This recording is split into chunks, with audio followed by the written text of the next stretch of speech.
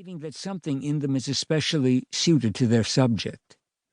This consanguinity may be an illusion, but it may also be one of those fictions out of which certain truths emerge. Introduction. I begin this book with a chronology, included in a bonus PDF, because I do not always observe in the narrative the kind of chronological decorum expected of most biographies. Readers less familiar with the sequence of events in Plath's life may find it helpful to understand the order of time before attempting to master the back and forth of my numbered sections.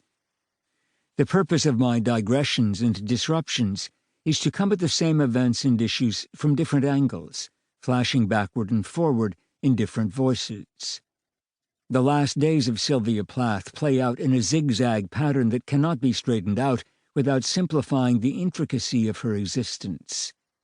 Her story remains unresolved, and something of a mystery that I do not want to wrap up neatly. In a sentence, I would say this book is an effort to show why Plath's suicide is not only an individual act, but also a concatenation of forces and circumstances in which concepts like free will and mental illness are factors, but not determinants of what happened to her, and what she did to herself.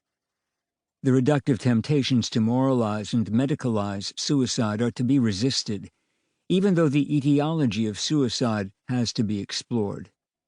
In other words, Sylvia Plath's last days, their shape and trajectory, were not inevitable. Each section of this book is a new beginning that I have decided not to signpost with a title. The numbered episodic sections reflect my surprise and discovery at where Plath's days have taken me. I wrote this book with a sense of suspense, which I hope the reader feels as well. To string out her life along one chronological line can provide valuable insights. I've done it myself. But there is another way, which implies that the last days of Sylvia Plath are not over, which is why the last two sections of this book deal with those who tried to cope with her last days, which we have to return to again and again, to discover what we missed, and to point out clues that yet others will pick up and put together in yet another configuration of her biography. Narrative 1. In her last days, Sylvia Plath struggled to break out of a tightening cordon sanitaire that formed around the towering figure of her husband, Ted Hughes. In the antique mythology of his retinue, she had become the gorgon, threatening to bring down the House of Hughes. The recent publication of Plath's letters to her therapist shows a beleaguered Plath fending off an abusive Hughes who wished her dead. This terrorizing of Plath, told in her last letters, formed the story that two female biographers, Harriet Rosenstein and Elizabeth Hinchliffe, wished to tell, but could not, because of the coercive conspiracy against their work, headed by Hughes himself.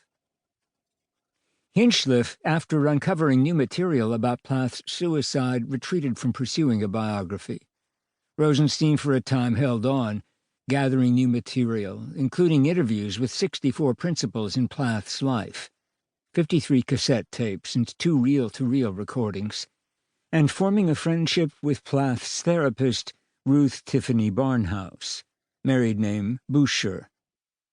When Rosenstein first interviewed Barnhouse on June 14, 1970, she concluded that the psychiatrist had a massive vested interest in Plath. The same could be said for Rosenstein, who to this day has not disclosed what she knows, and, like Barnhouse before her, has protected a hoard of material just as Ted Hughes and his estate have done, shielding the extant Plath from public view.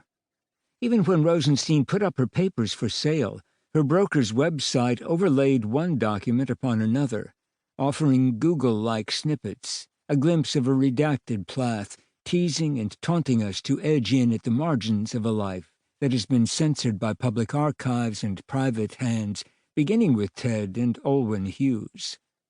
Under their watch, missing pages from Plath's 1962 annotated calendar